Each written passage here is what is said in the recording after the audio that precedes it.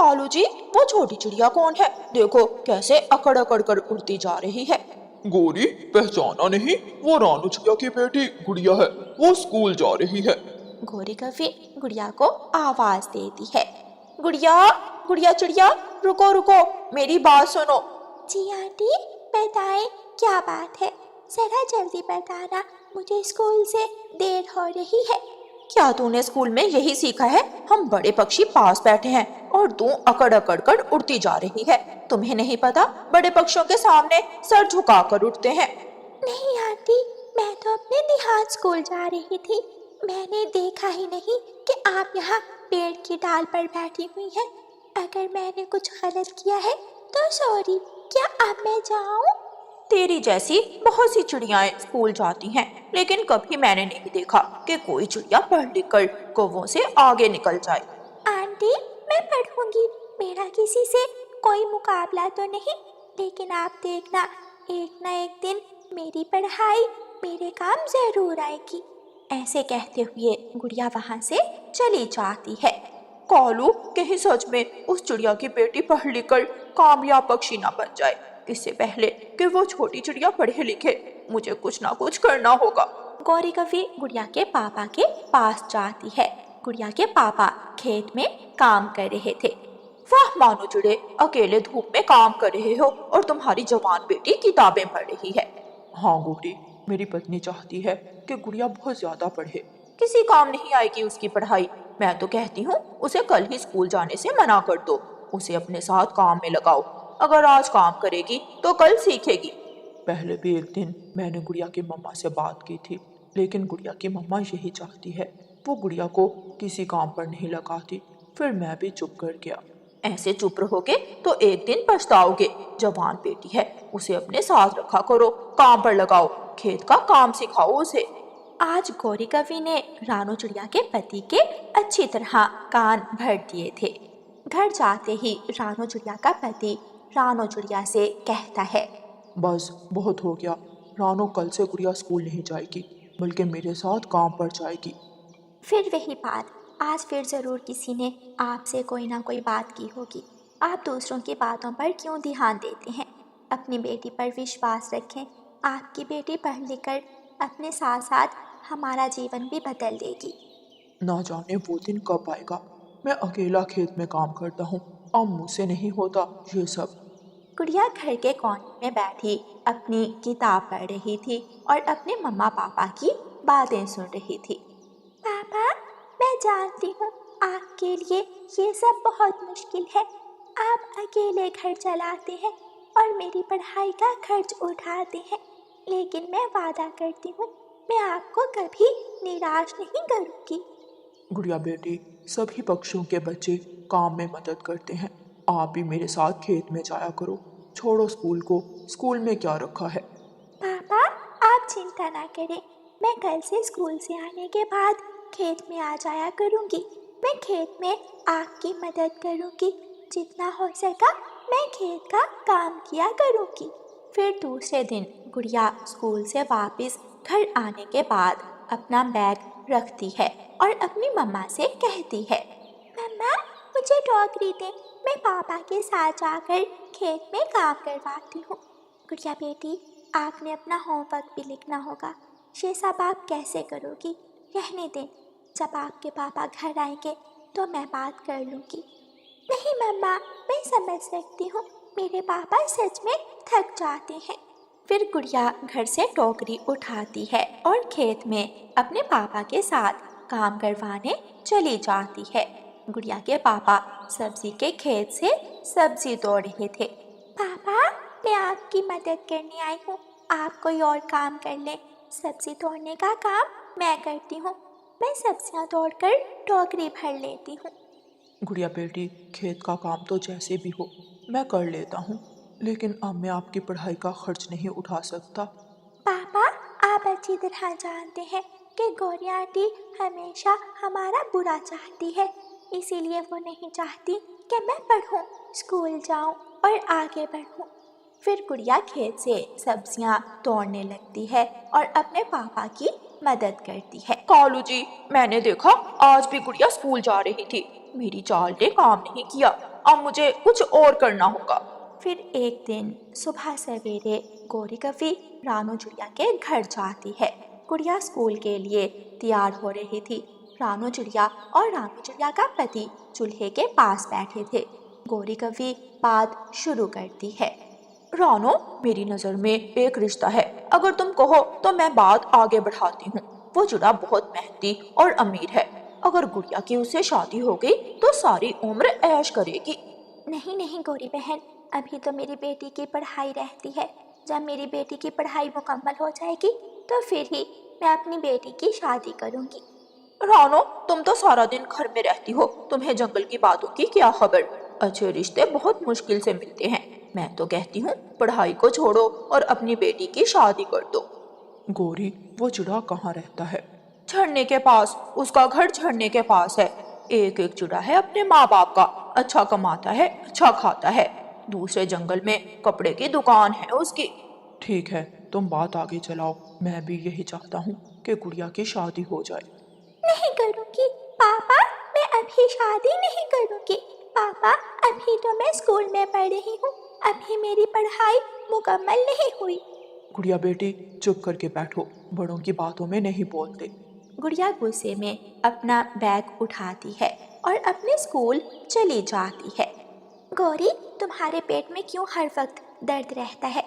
आप हमारे घर की बातों में हर वक्त टांग फंसा देती हो। मैंने अभी अपनी बेटी की शादी नहीं करनी। आप जाएं और यहाँ से चली जाएं। रानो, एक तो गौरी हमारे लिए अच्छा सोच रही है और दूसरा तुम इसकी बेइज्जती कर रही हो। मैं ये सब नहीं देख सकता। मैं तो भले के लिए आई थी और मानो देखो तुम्हारी पत्नी मुझे कैसी कैसी बातें सुना रही है। मैं जा रही हूँ, मुझे भी कोई जरूरत नहीं ऐसी नेकी करने की। रुको रुको गौरी, रुको, मेरी बात सुनो। गौरी कवि वहाँ से चली जाती है। बस बहुत हो गया रानो, अब गुड़िया स्कूल नहीं जाएगी। तुम नहीं जानती बेटियों की शादी करना कितना मुश्किल काम है। अच्छे रिश्ते बहुत मुश्किल से मिलते हैं। मैं तो गुड़िया की शादी कर दूंगा। मैं जा रहा हूँ, मैं बात करूंगा गौरी से। गुड़िया के पापा, आप भी गौरी की बातों में आके, हमारी एक ही बेटी है। मैं चाहती हूँ हमारी बेटी अच्छा पढ़े और आगे बढ़े। आप क्यों मेरी बेटी का रास्ता रोकना चाहते हैं? मैं गुड़िया की पढ़ाई का और खर्च नहीं उठा सकता। ये मेरा आखिरी फैसला है। जो कह दिया सो कह दिया। गुड़िया के पापा गुस्से में घर से निकलते हैं। कई दिनों तक घर में लड़ाई शुरू रहती है। रानू चिड़िया अपने पति का खाना लेकर खेत में जाती है, लेकिन रानू चिड़िया का पति अपना मुंह दूसरी तरफ कर लेता है। मुझे नहीं खाना तुम्हारा खाना। घर में कोई मेरी बात नहीं मानता, कोई मेरा फैसला मानने को तैयार नहीं। आप ठंडे दिल से सोचें, अगर हमारी गुड़िया पढ़ लिख जाएगी तो हमारा नाम रोशन होगा। मैं थक गया हूँ। मैं घर का चूल्हा जलाऊं या गुड़िया की पढ़ाई का खर्च उठाऊं? ठीक है, अगर आप गुड़िया की पढ़ाई का खर्च नहीं उठाना चाहते तो ये सब आप मुझ पर छोड़ दें। आइंदा गुड़िया की पढ़ाई का सारा खर्च मैं उठाऊंगी। अपनी बेटी की पढ़ाई के लिए मैं काम करूंगी। फिर उस दिन के बाद रानू चिड़िया तोते के घर में झाड़ू पोछे का काम करने लगती है। चिड़िया बहन, ये रही आपकी आज की पगार। लेकिन मैं हैरान हूँ, आपको काम करने की ऐसी भी क्या जरूरत पड़ गई? तोते भैया, मैं अपनी बेटी को पढ़ाना चाहती हूँ और गुड़िया के पापा अकेले सारा खर्च नहीं उठा सकते, इसलिए मुझे काम करना पड़ा। फिर उस दिन के बाद गुड़िया की पढ़ाई का सारा खर्च मम्मा चिड़िया उठाती है। गौरी कवि की हर चाल नाकाम होती है। गुड़िया स्कूल जाती रही, पढ़ती रही और आगे बढ़ती रही। फिर एक दिन गुड़िया पढ़ लिख जाती है। मम्मा, आज मैं बहुत खुश हूँ। आज मेरी पढ़ाई मुकम्मल हो गई। मम्मा, मेरा बैग तैयार कर दें, मैं दूसरे जंगल जा रही हूँ। आज मेरा इंटरव्यू है और मेरे लिए दुआ करना। मेरी दुआएं हमेशा मेरी बेटी के लिए हैं। ऊपर वाला मेरी बेटी को ज़रूर कामयाब करेगा। मेरी बेटी की मेहनत कभी बेकार नहीं जाएगी। गुड़िया ऑटो में बैठती है और दूसरे जंगल इंटरव्यू देने पहुंच जाती है। गुड़िया इंटरव्यू में पास हो जाती है। आखिर गुड़िया की दिन रात की मेहनत रंग लाई और वो इंडियन फॉरेस्ट सर्विस में ऑफिसर भर्ती हो जाती है। और गुड़िया की अपॉइंटमेंट उसके अपने ही जंगल में हो जाती है। गुड़िया को अपने जंगल में एक बहुत बड़ा सा ऑफिस मिलता है, कार मिलती है और एक गार्ड भी। गुड़िया बेटी, मैं आपसे शर्मिंदा हूँ। मैंने आपकी पढ़ाई में हमेशा रुकावट डाली, लेकिन आपने सच कहा था।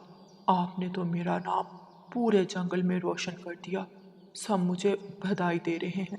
मैं सोच भी नहीं सकता था कि मेरी बेटी IFS ऑफिसर बन जाएगी। पापा, आपने मुझे पढ़ाने के लिए जो मेहनत की, ये सब उसी की वजह से है। एक दिन कौवा और कवि अपने घर में बैठे थे कि उन्हें टक टक की आवाज सुनाई देती है। गोरी कवि और कालू कौवा जल्दी से घर से बाहर निकलते हैं तो एक उल्लू उनका पेड़ काट रहा था। अरे अरे उल्लू के बच्चे, ये तुम क्या कर रहे हो? इस पेड़ को क्यों काट रहे हो? इस पेड़ पर हमारा घर है। घर है तो मैं क्या करूं? मेरे पास कागज हैं। देखो, मैं जंगल से पेड़ काट सकता हूँ। लेकिन ऐसा पेड़ नहीं जिस पर किसी का घर हो। तुम कोई और पेड़ काट लो। गोरी कवि जल्दी से रानो चिड़िया के पास जाती है और रानो चिड़िया को जाकर सारी बात बताती है। रानो बहन, गुड़िया कहाँ है? गौरी, गुड़िया तो अपने ऑफिस में चली गई। आपको गुड़िया से क्या काम पड़ गया? एक उल्लू हमारा पेड़ काटने वाला है। जल्दी से मेरे साथ चलें और गुड़िया से कहें कि उस उल्लू को मना करे कि वो पेड़ मत काटे। रानो चिड़िया समय जाया किए बिना गौरी कवि के साथ अपनी बेटी के ऑफिस जाती है। गुड़िया अपनी मम्मा और गौरी आंटी को चाय बिस्किट खिलाती है और पूरी बात ध्यान से सुनती है।